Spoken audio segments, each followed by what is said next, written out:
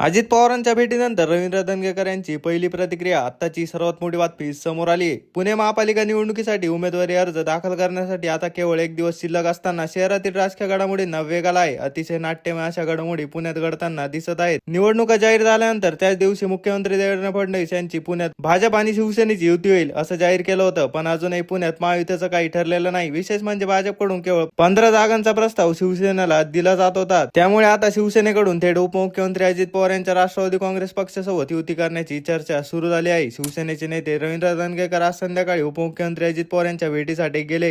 यावेळी धंगेकर यांनी शिवसेनेच्या जागांचा प्रस्ताव त्यांना दिल्याची माहिती आहे. दोन्ही नेत्यांमध्ये जवळपास तासभर चर्चा आली. या चर्चेनंतर रवींद्र धंगेकर यांनी माध्यमांना प्रतिक्रिया दिली. यावेळी अजित पवारांनी युतीसाठी ग्रीन सिग्नल दिला नसल्याचं त्यांनी स्पष्ट केलं आहे. पण आज रात्री दोन्ही पक्षांचे नेते चर्चेसाठी बसणार असल्याची देखील माहिती त्यांनी दिली. अजित पवार यांना आम्ही भेटलो. माझ्यासोबत आमच्या पक्षाचे पदाधिकारी होते. आम्ही कुठल्या जागाचा प्रस्ताव दिलेला नाही. आता आम्ही त्यांना फक्त भेटलो आहोत, बोललो आहोत. परत आमची रात्री चर्चा होणार आहे. अजून आमची चर्चा झालेली नाही, पण आम्ही भेटायला आलो आहोत. आपण राज्यात एकत्र आहोत, त्यामुळे पुणे महापालिका निवडणुकीसंदर्भात चर्चा करण्यासाठी आपण एकत्र बसू शकतो, एवढंच आमचं बोलणं झालं असंही रवींद्र धंगेकर यांनी स्पष्ट केलं.